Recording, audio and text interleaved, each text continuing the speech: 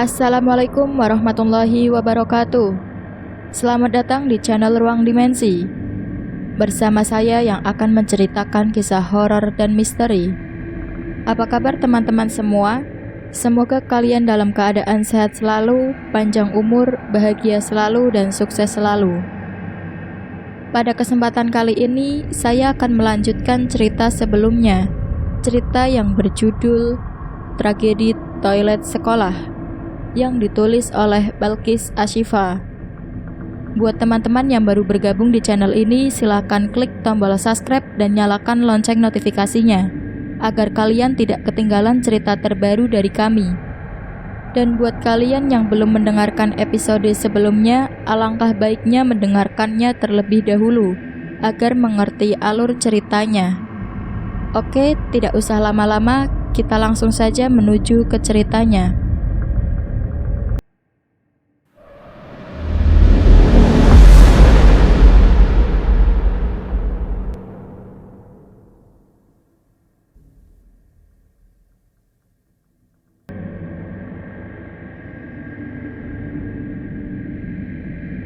Mataku mulai terbuka perlahan, berangsur-angsur kesadaranku kembali. Aku ingat, aku tertidur kelelahan setelah melapor ke Pak Reza bahwa aku mendapat sebuah ancaman. Setelah itu, Putra langsung pulang setelah mengantarku dan aku pun kembali ke kamar. Tapi kurasa aku tidak tidur terlalu lama. Jendela kamarku juga tidak memantulkan cahaya matahari seperti biasanya. Pandanganku beralih ke jam beker. Jarum pendeknya bertengger di angka 11. Itu berarti aku terbangun di malam hari, tepatnya hampir tengah malam. Aku melangkah menuju dapur. Sial, tengah malam seperti ini aku merasa haus. Suasana dapur pun sangat sunyi. Ya, seperti biasa. Orang tuaku lembur dan aku sendirian di rumah. Hal itu terkadang yang membuatku merasa kesepian. Tapi entah mengapa, malam ini berbeda. Terasa sangat sunyi. Aku bahkan merasa bukan hanya aku yang ada di rumah. Angin juga bertiup cukup kencang hingga pohon di luar rumahku menggoreskan daun dan rantingnya ke genteng dan jendela. Sangat menambah kesan yang mencekam. Setelah menenggak beberapa gelas air, aku segera kembali ke kamar dengan setengah berlari. Ini gila, aku takut di rumahku sendiri. Setelah sampai kamar, aku menghambur keranjang dan menutup tubuhku dengan selimut. Rasa takut menjalar ke seluruh tubuh. Tok tok tok. Terdengar suara ketukan pintu yang berulang. Ya ampun, siapa yang bertamu malam-malam begini? Aku putuskan untuk tidak membukanya. Aku tahu itu bukan orang tuaku. Jika iya, pasti ibu atau ayah akan berteriak mengucapkan salam. Dan kali ini tidak. Lagi pula mereka terbiasa pulang subuh. Aku kembali membungkus diri dengan selimut. Masa bodoh dengan suara ketukan pintu yang makin lama semakin keras. Hingga ceklek. Oh tidak, aku rasa pintu depan rumahku sudah dibobol dengan mudah. Terdengar lagi suara kaki melangkah yang amat jelas karena suasana sunyi ini. Kurasa kaki ini melangkah ke kamarku. Aku benar-benar kehilangan keberanian. Yang bisa kulakukan hanyalah bersembunyi di bawah ranjang. Aku merutuk dalam hati. Ya ampun, di mana orang tuaku di saat mencekam seperti ini? Kedua netraku menangkap jelas sebuah langkah kaki yang berbalut sepatu hitam putih membuka pintu kamar. Keduanya berhenti tepat di depan wajahku di mana aku sedang bersembunyi. Mulutku merapal doa-doa yang kuhafal dan menutup mata seakan takut jika penyusup ini akan mencolok mataku. Tak beberapa lama kemudian, kedua kaki itu terlihat menjauh, melewati pintu kamar dan menutupnya. Aku tidak yakin orang itu benar-benar pergi, hingga aku memutuskan untuk tidak keluar dari persembunyian terlalu cepat, untuk memastikan bahwa ia benar-benar pergi. Tak peduli aku harus kena debu atau apapun di bawah ranjang. Yang terpenting adalah aku selamat untuk malam ini. 4 jam berlalu, sepertinya orang itu benar-benar sudah pergi dari rumahku. Aku mendengar suara mobil berhenti di depan rumah. Assalamualaikum. Aku yakin orang tuaku sudah pulang. Sekali lagi, ku beranikan diri keluar dari kolong ranjang dan melihat siapa yang datang. Aku mendesah lega ketika benar yang datang adalah orang tuaku. Mereka tidak bicara sesuatu yang penting ketika melihatku dan langsung masuk kamar. Mungkin kelelahan. Ya, setidaknya aku tidak lagi sendirian di rumah. Aku kembali lagi ke kamar dan menaiki ranjang untuk memejamkan mata lagi, berharap semuanya adalah mimpi. Suara riuh tepuk tangan itu terdengar lagi ketika Dewi dan kru dance-nya mulai memasuki panggung. Terlebih ketika mereka mulai menggerakkan badannya seirama dengan lagu. Sorak-sorai suara orang-orang di sekitarku semakin ramai saja. Disinilah aku, berada di bawah panggungnya, berperan sebagai penonton sambil sesekali berteriak memanggil nama Dewi dan kagum dengan gerakan badannya yang begitu lentur. Ngomong-ngomong, perlombaan dance yang diikuti Dewi diadakan hari ini. Karena Dewi juga cukup populer di sekolah, ia banyak mendapat dukungan tidak langsung berupa pesan semangat dari berbagai grup ekskul dan grup kelas. Sempat kulihat ada Junet juga di sini. Ia juga tersenyum melihatku, tapi sepertinya dia mendukung temannya yang kebetulan ikut serta dalam perlombaan. Aku sendiri pun berinisiatif datang untuk melihat Dewi tampil, tentu saja ditemani Putra yang ada di sampingku sekarang. Sudah seharian penuh ia mengawasiku, senang rasanya. Tapi aku juga tidak suka dikekang dengan alasan untuk menjaga.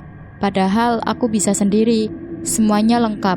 Hanya saja aku belum melihat Alfian sekarang. Dan tentang kejadian semalam, kuputuskan untuk tidak memberitahu siapapun termasuk Pak Reza. Aku yakin sekali bahwa yang mendatangiku semalam adalah pembunuhnya. Ia berusaha untuk membunuhku semalam. Baik, akan kucoba memancing pembunuh itu. Tak apa jika aku harus menjadi tumbal. Yang terpenting, Kayla, Sonata, dan 2 korban sebelumnya mendapat keadilan hingga dapat beristirahat dengan tenang. Di sela-sela lagu diputar, aku menyenggol lengan Putra. Alfian di mana? Dalam perjalanan, teriak Putra. Ya, suara musik terdengar begitu kencang karena kami berada di paling depan. Terpaksa kami harus berbicara sedikit keras. Ketika penampilan Dewi selesai, aku berinisiatif untuk menghampiri Dewi. Mau kemana? Putra menahan lenganku. Ke ruang ganti. Aku segera menyingkir dari barisan penonton dan menghampiri Dewi yang sudah selesai tampil. Dew, lo keren banget tadi. Aku melempar sebotol minuman dingin untuknya yang langsung ia tangkap. Dewi tersenyum, membuka minuman itu dan meneguk isinya sedikit. Makasih, Sir. Seandainya Kayla ada di sini, dia pasti langsung teriak paling kencang, histeris dan langsung katain badan gue kayak bihun rebus saking lenturnya. Aku dan Dewi tertawa kecil, kemudian tertunduk sedikit. Terasa sekali suasana sedih ini. Jujur, kami rindu Kayla, sangat. Gue kangen Kayla, Sher. Aku sontak mendekat dan memeluknya, mengusap puncak kepalanya. Kami sama-sama sedih, tapi aku sadar penuh bahwa menangis tak akan bisa membuat Kayla kembali. Aku pun mencoba mengalihkan pembicaraan agar Dewi tidak larut dalam kesedihannya. Gue yakin tim lo pasti juara 1. Teman-teman kelas juga dukung lo kok. Bahkan Junet pun datang ke sini juga. Gue yakin dia pasti mau lihat lo menang. Makasih, Sir. Dewi mengusap pelan wajahnya, menghapuskan bulir bening yang membelai pipinya. Oh ya, mengenai Junet, gue boleh tanya sesuatu sama lo. Aku mengangguk. Kemarin Junet chat gue. Dia menjelaskan tentang suku Hopi gitu ke gue. Gue gak ngerti maksud dia apa tiba-tiba chat gue kayak gitu. Dewi terdiam sebentar. Dia bilang waktu dia melaporkan kita ke guru BK, tujuannya itu biar kita aman dari pelaku. Walaupun si pelaku sebenarnya ada di sekitar kita. Maksudnya apa sih? Junet tahu pelakunya, Sher. Dia mencoba kasih tahu ke kita untuk waspada. Sekarang gue mau tanya sama lo, apa benar lo pacaran sama Putra? Enggak, apaan sih lo? Kok tiba-tiba nanyain Putra gitu? Jawabku seraya tertawa kecil. Bisa dipastikan aku salah tingkah sekarang. Jangan berpikir yang aneh-aneh. Bukan gitu, Sher. Lo lihat gak sih, pandangan Putra ke lo itu beda. Terus, sekarang dia mau aja jadi tukang ojek lo. Padahal dulu dia cuek banget, iya kan? Iya, tapi itu karena disuruh Pak Reza kok. Lo tahu kan perihal foto gue yang diancam pembunuh itu? Dewi sedang mengingat-ingat. Oh, yang foto lo lagi tidur di kamar dan ancaman pisau yang dikirim ke nomor Putra itu. Aku mengangguk cepat. Iya, setelah gue dan Putra dapat itu, kita langsung lapor ke Pak Reza. Dan beliau bilang kalau gue diperkirakan kuat akan jadi korban selanjutnya. Nah, Pak Reza menyuruh Putra buat jagain gue terus, termasuk antar jemput, itu aja. Bahkan gue datang ke sini pun harus izin ke Pak Reza dan harus diantar Putra. Sebaiknya lo jaga jarak sama dia. Lo tahu, Sher, terkadang gue curiga sama Putra karena sikap diamnya itu. Apalagi kakinya itu sama ukurannya dengan jejak si pembunuh. Dewi mendekatkan mulutnya ke telingaku. Bisa aja kan, dia justru pembunuhnya. Aku menjauh dari Dewi. Jujur, aku menjadi risih ketika sahabatku saling tuduh satu sama lain. Maksud lo apa sih, Dew? Dewi mengeluarkan ponselnya. Ia mencari sebuah riwayat chatnya dengan seseorang. Junet juga mengirim foto ke gue. Foto itu memotret selembar kertas dalam buku yang menjelaskan tentang alexithymia, yaitu suatu ketidakmampuan seseorang dalam menyalurkan emosinya terhadap orang lain. Penderita alexithymia dominan dimiliki oleh seorang pembunuh. Karena bagi pembunuh nggak perlu kemampuan mikroekspresi apabila dia sudah mempunyai kecenderungan alexithymia. Itu berguna untuk mengelabui semuanya. Jelas Dewi. Ia memperlihatkan foto itu juga kepadaku. Jadi maksudnya lo sama Junet mencurigai Putra? Dewi mengangguk cepat. Dan gue yakin Alfian juga berpikiran yang sama. Putra yang kita kenal sering meramal sesuatu, biasa kita sebut sebagai analisis. Dan ajaibnya analisis itu benar-benar terjadi. Putra bukan suku hobi share, tapi dia seolah tahu semuanya. Putra cuma menganalisis. Itu semua jadi kenyataan karena analisis itu masuk akal dan dipercayai. Aku berusaha meyakinkan. Sumpah, gue gak bisa curiga sama Putra, Dew. Dia gak punya motif. Bukan gak punya, tapi belum diketahui. Lo inget kan, ciri-ciri yang disebutkan Mbak Reza tentang pembunuhnya itu sangat mengarah ke Putra. Sahut Dewi yang sepertinya tidak mau kalah berargumen denganku. Efisien terhadap waktu. Ia mengangguk. Setahu gue, Putra gak pernah terlambat dalam melakukan apapun. Selalu tepat waktu. Dia terlambat cuma saat di rumah Alfian, dan alasannya itu cuma karena dia ke minimarket. Dia gak biasanya mau membelikan kita semacam makanan kayak gitu. Dan tentang jejak sepatu kemarin, gue tambah yakin kalau pelakunya adalah Putra. Kenapa lo gak curiga ke Alfian? Aku mulai kesal. Sangat tidak terima jika hanya Putra yang dituduh. Dia pintar. Mungkin aja kejadian terjatuhnya bingkai yang hampir bikin gue gagal otak itu ternyata rekayasa sainsnya. Dan soal pintu rumahnya dibobol, bisa aja kan Alfian sendiri yang membobolnya. Dia tahu hampir segala hal, bahkan dia tahu tentang Pornasi kemarin. Semuanya gak menutup kemungkinan kalau Alfian juga masuk dalam kandidat pembunuh. Kulihat Dewi menarik napas panjang dan menghembuskan pelan. Kemudian ia tersenyum. Ya udah, kita lihat aja nanti penyelidikan polisi. Gue juga gak mau berpikiran buruk tentang sahabat gue, Sher. Gue cuma mau kasih tahu lo untuk selalu waspada sekalipun itu orang terdekat lo. Dewi berdiri. Ngomong-ngomong, Putra di mana? Ya ampun, aku terlalu asik berdiskusi hingga aku lupa tentang itu. Dia ada di barisan penonton tadi. Gue gak ngajak dia karena ruang ganti khusus untuk perempuan. Tok tok tok tok. Pintu ruangan terketuk kencang. Aku menggerutu untuk siapa saja yang mengetuknya. Aku dan Dewi yang hanya berdua di ruangan ini pun segera membukanya. Ternyata orang itu adalah Junet. Lo ngapain ada di sini? Tanyaku keheranan melihat wajahnya yang tidak bisa didebak itu. Junet menatap Dewi. Lo mau bukti dari perkataan gue kan? Kulihat Dewi mengangguk. Kalian berdua ikut gue, ajak Junet. Ia menarik lenganku dan Dewi secara tiba-tiba. Kami pun hanya menuruti saja. Dia membawa kami ke suatu tempat. Entahlah, suasananya sepi. Sepertinya ini adalah belakang gedung. Perlombaan dance memang diadakan di sebuah gedung yang cukup besar. Panggungnya berada di depan dan sangat dipenuhi banyak orang yang menonton, sehingga bagian belakang gedung sepi dan sunyi. Tunggu, aku mendengar seperti dua orang yang sedang berkelahi. Suara tinjuan itu memantul hingga sampai ke telingaku. Junet menyuruh kami untuk tidak berisik dan berjalan mengendap-endap. Sepertinya Junet adalah tipe penguping yang handal. Selanjutnya kami berhenti tidak jauh dari sumber suara pertengkaran itu. Kami menguping. Kenapa lo gak percaya sama gue, hah? Kita udah temenan berapa tahun, Al? Sampai lo gak percaya sama gue dan tuduh gue kayak gini. Suara dingin itu terdengar di sela tinjuan yang terus diluncurkan. Aku sangat mengenali mereka. Itu Putra dan Alfian. Mereka bertengkar hebat. Tuduh, gue gak nuduh lo, Put. Gue punya bukti. Alfian menyentak lengan Putra yang mencengkeram kerah bajunya. Ia merogoh sesuatu di saku celananya. Sepertinya itu sebuah foto yang disobek salah satu bagiannya. Alfian memperlihatkan foto itu di depan wajah Putra. Ini foto kita berlima, foto Five Holmes. Tapi yang lo simpan hanya foto lo dengan Kayla. Gue nemu ini dari kamar lo. Selama ini lo suka sama Kayla kan? Putra terdiam. Badannya seolah-olah kaku. Kemarin setelah pulang dari sekolah, di saat Dewi pergi untuk latihan dance, dan lo sama Syara entah kemana, sebenarnya gue langsung ke rumah lo. Gue berbohong kalau gue ke tempat les. Saat jejak kaki lo dan gue sama dengan jejak kaki pembunuh itu, gue langsung curiga sama lo. Akhirnya gue ke rumah lo walaupun gue tahu lo gak ada di rumah. Om lo suruh gue tunggu di kamar lo, dan gue temuin ini semua di sana. Alfian melempar foto itu tepat di wajah Putra. Jawab gue, lo suka sama Kayla kan?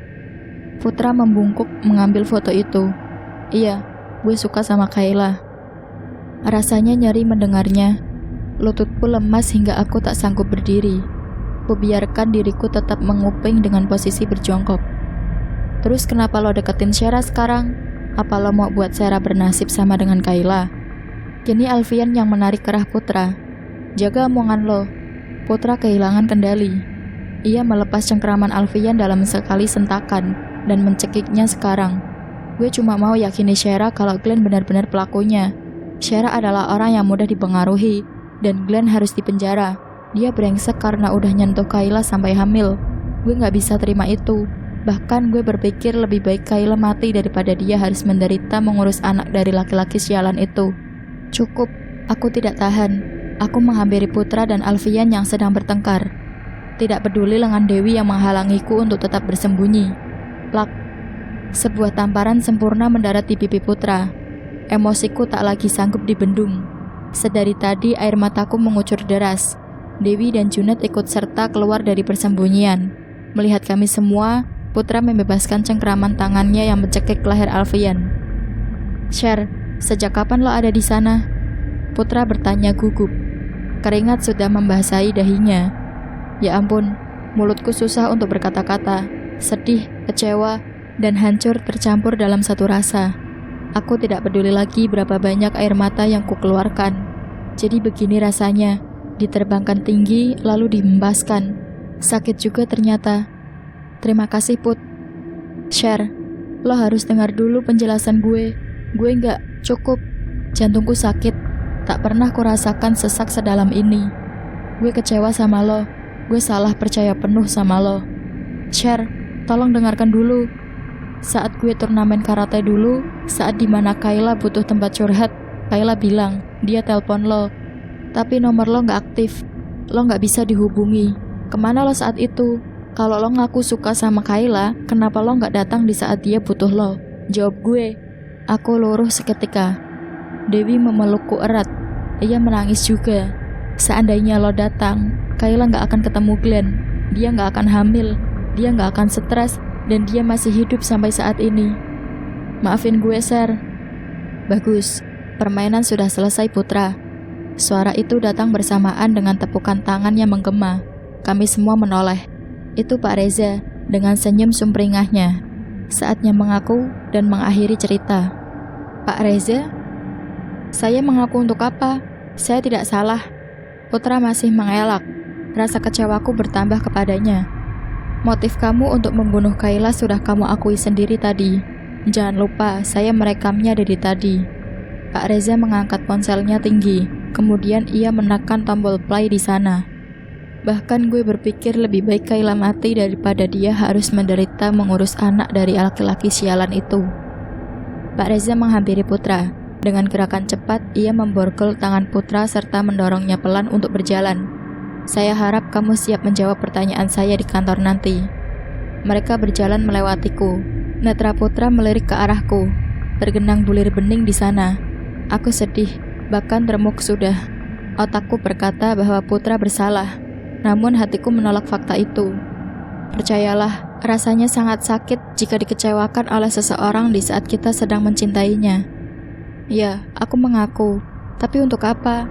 Tidak mungkin kan? Aku bisa tersenyum dengan orang yang sudah membunuh sahabatku, Kayla, yang juga sahabatnya. Pak Reza menghentikan langkahnya. Saya akan mengkonfirmasikan penangkapan Putra sekarang ke pihak sekolah. Jadi besok kalian diperbolehkan untuk masuk sekolah lagi. Kemudian ia benar-benar pergi. Begitu juga denganku. Aku hanya ingin meluapkan semua emosiku terhadap sesuatu. Aku pergi. Tak ingin mereka semua melihatku selemah ini. Tak peduli banyak sorot mata yang menyertaiku ketika melewati barisan penonton dengan bekas tangisan yang tercetak jelas. Kakiku berhenti berlari. Sejauh manapun aku pergi, pada akhirnya aku tetap kembali padanya. Lututku lemas, berakhir dengan bersimpuh di depan nisan dari gadis yang pernah tersenyum bersamaku dulu. Aku bersalah padanya. Maaf, aku keliru karena telah mencintai orang yang membunuhnya. Kayla, dulunya adalah gadis cantik yang periang. Aku terbiasa memeluknya ketika ingin menangis seperti ini. Dia adalah pengganti kekasih, bahkan ibuku sendiri. Tapi kini hanya nisannya yang dapat kurasakan. Dingin, kaku dan sepi. Aku tertawa kecil. Perih rasanya. Terngiang lagi suaranya yang menjadi penyemangat ketika aku sedang sedih. Shera, kita wanita yang kuat. Broken home gak akan buat kita lemah. Wanita yang kuat akan haram mengeluh. Terus tersenyum, oke? Kusentuhkan jemariku ke nisannya. Kai, gue senang karena pelakunya udah tertangkap. Tapi gue juga kecewa karena itu. Kusingkirkan daun-daun kering yang jatuh di atas makam Kayla. Kai, gue gak kuat. Aku bermonolog. Kurasa hanya dengan ini aku bisa mengeluarkan sesak di dadaku saat ini. Lo selalu bilang kalau gue adalah wanita kuat yang haram buat nangis. Apalagi tentang laki-laki. Tapi sekarang gue lemah, Kai. Hati gue sakit. Gue gak bisa tahan tangis. Biasanya bahu lo adalah yang ternyaman. Lo selalu setia dengar cerita gue. Sekarang gue boleh ya bersandar di nisan lo. Aku mengusap kasar air mata yang mengucur deras ini. Kusandarkan kepalaku di papan nisannya. Memang tidak hangat seperti waktu lalu, tapi mampu membuat hatiku nyaman. Rasa kehilangan yang paling perih adalah ketika kita tidak bisa lagi merasakan bahagia dengan orang yang kita sayang.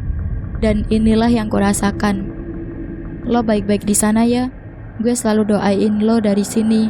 Terima kasih telah menjadi sahabat gue. Terima kasih udah mau dengar segala cerita gue, nasihati gue, bahkan mau bertingkah gila bareng gue. Lo terbaik dari segala yang terbaik. Bahkan sampai sekarang gak ada yang bisa gantikan posisi lo, Kai. Ibu dan ayah gue masih sama, sibuk sama pekerjaannya. Five Holmes hanya sebuah nama tanpa lo. Bahkan Putra tega menghilangkan lo dari dunia. Padahal gue percaya penuh sama dia. Dan lo gak perlu khawatir lagi sekarang. Dia udah dapat yang sepantasnya. Aku menarik nafas dalam-dalam. Maaf Kai, gue gak bisa pura-pura kuat lagi. Aku menangis. Sesak di dadaku benar-benar terasa. Kupukul dadaku beberapa kali. Rasanya tidak seberapa dibanding dengan kenyataan yang kuterima.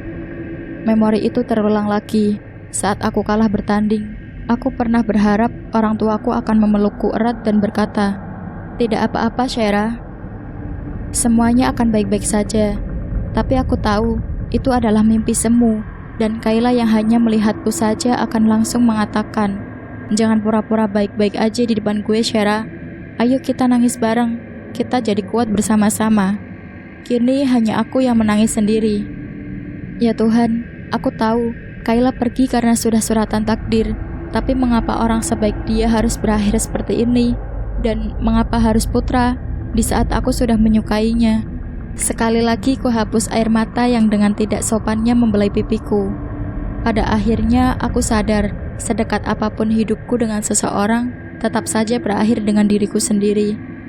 Bahkan bayangan saja akan menghilangkan tubuh dalam kegelapan. Aku mengerti, seburuk apapun hidup, sepahit apapun kenyataan, semua tetap harus dijalani. Untuk itu aku akan mencoba untuk menghadapinya dengan berjalan. Karena hidup adalah sebuah perjalanan. Begitu kata Kayla saat ia sedang bijak-bijaknya. Dan semua wejangan Kayla itu akan terukir abadi dalam memori.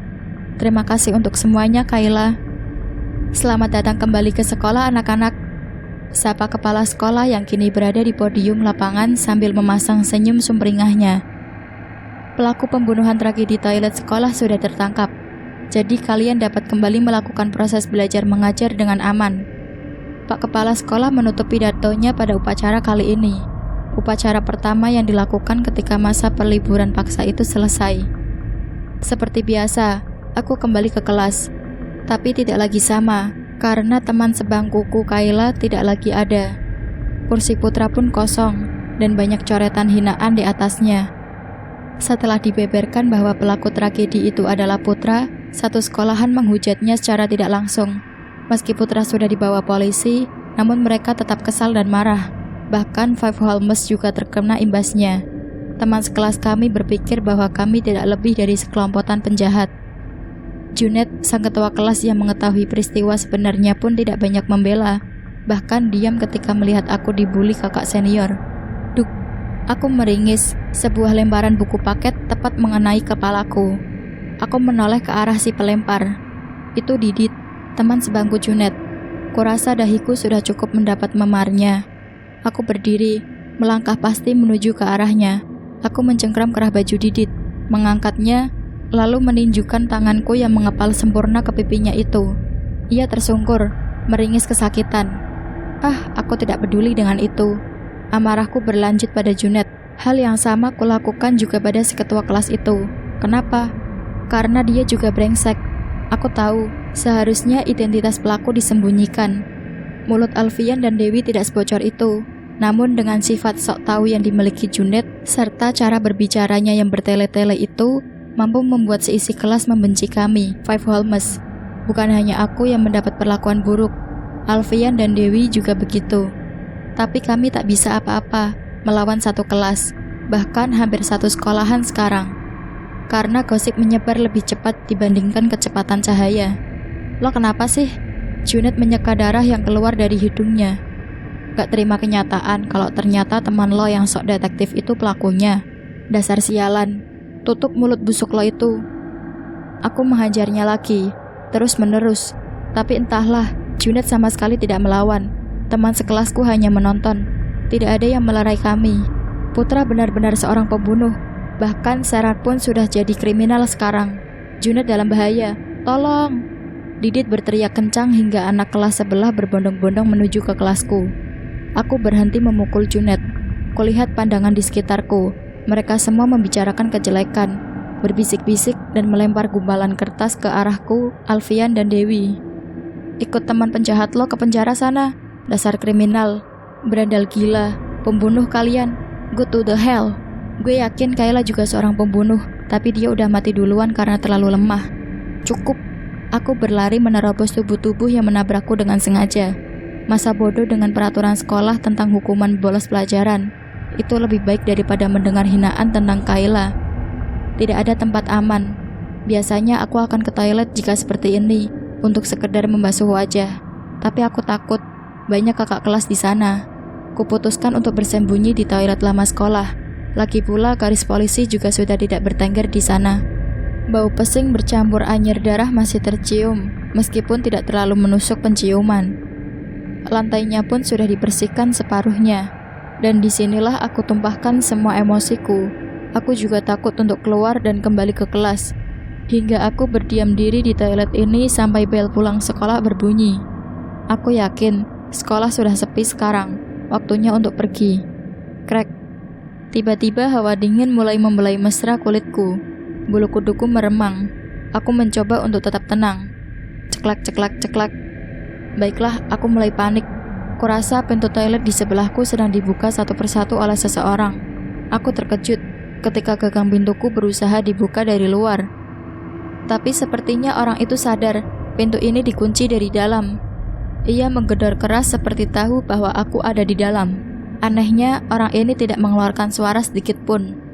Untuk meredakan kepanikan, ku coba untuk mengirim pesan ke Dewi bahwa aku berada di toilet lama sekolah. Entah dia akan mencarinya atau tidak, tapi aku punya firasat kuat bahwa aku dalam bahaya. Tak lama kemudian, gagang pintu berhenti bergerak. Sekitar 5 menit aku menunggu, dan kurasa orang itu sudah pergi. Perlahan-lahan kubuka pintunya. Tak ada siapapun. Namun sensorik tubuhku merasakan bahwa aku tidak sendirian. Aku membalikkan badan dan buk. Aku tersungkur. Sesuatu yang keras mengenai punggung belakangku. Pandanganku mulai mengabur. Namun segera aku sadarkan diri. Wow, untuk ukuran wanita lo cukup kuat, Shera. Aku menoleh dengan susah payah. Mataku melotot sempurna melihat si pemukul itu. Junet? Hai. Ucap Junet tanpa rasa bersalah sedikit pun. Ia mendekat, menjambak rambutku secara kasar. Aku meringis kesakitan. Ini belum seberapa. Apa maksud lo? Gue gak suka kalau ada yang bilang gue dalam bahaya hanya karena lo pukuli secara brutal tadi. Seharusnya lo yang berada dalam bahaya sekarang. Junet mendekat ke wajahku.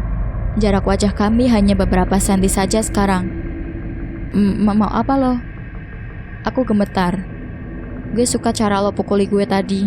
Itu berarti lo gak lemah kayak teman lo si Kayla, yang baru gue pukul punggung belakangnya langsung pingsan. Junet mengunci kedua tanganku di belakang kepalaku. Tadinya gue mau langsung buat lo menyusul teman lo itu, tapi kalau dilihat sedekat ini ternyata lo cantik juga. Junet melirik ke arah bibirku. Ya Tuhan, seluruh tubuhku lemas seketika. Leherku juga semakin sakit. Bagaimana aku bisa melawannya? Junet melepaskan jambakannya. Ia menjatuhkan kepalaku di lantai. Salah satu jemarinya menyentuh bibirku. Nafasnya mulai berat. Gue bakal kasih lo hadiah sebelum kematian lo. Ya ampun, dia semakin mendekat. Cuy, aku meludahinya. Hanya itu yang bisa kulakukan dengan kondisiku sekarang. Junet menjauhkan wajahnya. Sorot matanya terlihat marah. Kedua tangannya mengusap wajahnya yang terkena hujan buatan dari mulutku. Haha, rasakan itu. Aku mencoba bangun sekuat tenaga, meskipun leherku masih terasa nyeri. Aku mengeluarkan kuda-kuda. Kutunjukkan bahwa aku tidak mudah dikalahkan. Junet mengangkat alisnya. Seandainya Kayla melakukan apa yang lo lakukan sekarang, pasti permainan gue gak terlalu bosan, iya kan? Kurang ajar. Permainan apa maksud lo? Aku mulai menyerang. Tendanganku berhasil ditangkis olehnya. Justru sebaliknya, kelincahanku berkurang karena pandanganku mengabur. Junet menendang perutku. Kini ia telah membuat dua rasa nyeri sekaligus. Kalian semua itu bodoh, sok ikut campur dalam permainan gue. Rasakan sendiri akibatnya, karena keingintahuan kalian telah mengancam gue. Junet menyerangku lagi. Aku berhasil menghindar, namun hanya sekali. Sepertinya dia tahu di mana letak kelemahanku. Ia meninju hidungku yang sukses membuatnya berdarah. Tak berhenti sampai di situ, Junet menghempaskan tubuhku ke wastafel dan tepat mengenai kepalaku. Karena lo akan jadi korban gue selanjutnya, gue akan kasih tahu semuanya sama lo sekarang. Junet mendekat lagi. Kali ini tangannya mengangkat daguku. Aku terdiam. Kepalaku benar-benar pusing. Pergelangan tanganku juga dicengkram kuat olehnya. Mungkin seperti ini yang dialami Kayla sebelumnya. Dia benar-benar kejam. Tragedi toilet sekolah adalah permainan gue. Pembunuhnya adalah gue. Bahkan sahabat lo itu gue yang bunuh, tanpa dicurigai sedikit pun sama kalian. Hebat kan? Junet tertawa puas. Dasar laki-laki siak, jangan memotong penjelasan gue. Junet menampar pipiku. Kini bibirku yang berdarah karenanya. Waktu SMP dulu, gue adalah korban bullying Glenn. Saat itu dia adalah senior, sedangkan gue adalah anak lugu dan tolol yang gak bisa apa-apa. Karena itu, Glenn dan kelompok sialannya menghajar gue habis-habisan setiap hari hingga gue trauma. Dan yang lebih parah, gue masuk rumah sakit dan koma untuk beberapa bulan karena gue mencoba melawan dia. Ibu gue stres karena biaya rumah sakit mahal, dan akhirnya dia meninggal karena kelelahan mencari uang. Gue kehilangan orang yang gue sayang, hanya karena sikap main-mainnya Glenn. Dan dia cuma dapat sanksi yang menurut gue gak adil. Kulihat ada kesedihan di balik netra Junet. Setelah lulus SMP, gue mau balas dendam. Gue cari sekolah dia. Selama setahun gue susun rencana matang-matang. Gue mau buat si Glenn itu merasakan kehilangan orang yang dia sayang, sama seperti gue kehilangan ibu gue saat itu. Tangan Junet beralih ke puncak kepalaku. Ia mengusapnya pelan. Ia menjambak rambutku lebih keras. Tapi tiba-tiba lo dan geng sialan lo itu sok mencari tahu dan membuat keberadaan gue terancam. Membuat gue salah langkah dan terpaksa mematahkan kambing hitam yang sudah gue tuju pada Glenn. Gue sadar, salah satu dari kalian berlima harus dikorbankan. Gue menguntit kalian semua, termasuk menyadap nomor telepon Putra untuk mengetahui kegiatan kalian. Dan untuk pengorbanan, gue milih Kayla, karena dia adalah mantan Glenn yang sedang mengandung anaknya, iya kan? Aku terdiam, tanganku sudah mengepal sempurna dari tadi. Lo tahu, Glenn benar-benar brengsek saat itu. Dia meninggalkan Kayla gitu aja di taman saat mereka bertemu. Glenn gak terima keberadaan anaknya di rahim Kayla. Kebetulan situasi mendukung, gue pukul Kayla dari belakang hingga dia pingsan. Terus gue bawa dia ke kamarnya dan memalsukan kematiannya dengan menggores pembuluh nadinya. Seakan-akan dia bunuh diri dan Glenn dapat dipenjara. Lalu kenapa lo bunuh Sonata dan 2 korban sebelumnya? Sonata adalah temannya Glenn, jadi gue punya alasan untuk bunuh dia. 2 korban sebelumnya adalah adik kelas yang begitu memuja Glenn. Gue bunuh aja. Hitung-hitung gue latihan dalam menyusun strategi. Junet tersenyum menyeringai. Dasar psikopat gila. Junet menangkup kedua pipiku. Gue lebih suka disebut membunuh dengan strategi. Ada pertanyaan lagi, cantik? Air mataku mulai menetes. Kenapa lo tuduh Putra? Dia gak ada salah sama lo. Kenapa lo tega fitnah dia? Junet mendekatkan wajahnya lagi. Kedua hidung kami bertemu. Ia berbisik pelan, karena dia yang paling mengancam. Analisisnya selalu sejalan dengan yang gue lakukan. Karena itulah gue pengaruhi kalian semua untuk saling menuduh satu sama lain, terutama ke Putra. Sifat dan masa lalunya sangat tepat dijadikan tersangka, dan gue berhasil. Bahkan lo sendiri gak percaya sama dia. Aku menangis. Seharusnya aku tahu Putra tidak sekejam itu. Junet mengusap pelan mataku. Seandainya dari awal lo gak ikut campur, mungkin semuanya gak akan terjadi. Gue cuma pengen Glenn di penjara, itu aja. Meskipun lo mengorbankan orang yang gak bersalah, gitu. Tenang aja Shara, kematian lo kali ini gak akan sia-sia. Gue akan benar-benar membuat Glenn di penjara untuk kematian lo. Junet mencekik ke leherku. Nafasku tercekat. Pasokan oksigen yang ku terima semakin menipis. Tolong, aku sakit. Aku menyerah. Badanku lumpuh seketika. Kurasa aku akan berakhir seperti ini. Selamat tinggal dunia. Dor. Suara tembakan itu terdengar jelas di telingaku, meski mataku setengah menutup. Kerongkonganku kembali menghirup oksigen lagi. Cekikan Junet terlepas bersamaan dengan datangnya peluru tadi. Pandanganku kabur, namun aku masih bisa mengenali wajah itu. Ia mendekapku erat. Pundakku basah karena tangisannya. Bertahan Shara, gue gak mau kehilangan lo. Ku dekatkan mulutku ke telinganya. Maafin gue Put. Dan semuanya menjadi gelap.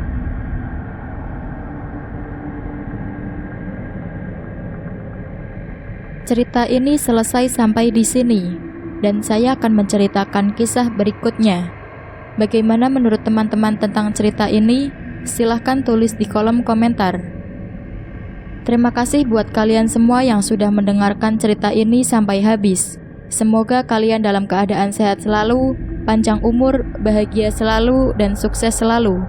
Buat teman-teman yang baru bergabung di channel ini, silahkan klik tombol subscribe dan nyalakan lonceng notifikasinya, agar kalian tidak ketinggalan cerita terbaru dari kami. Dan saya mohon maaf jika ada kesalahan kata. Saya pamit undur diri. Wassalamualaikum warahmatullahi wabarakatuh.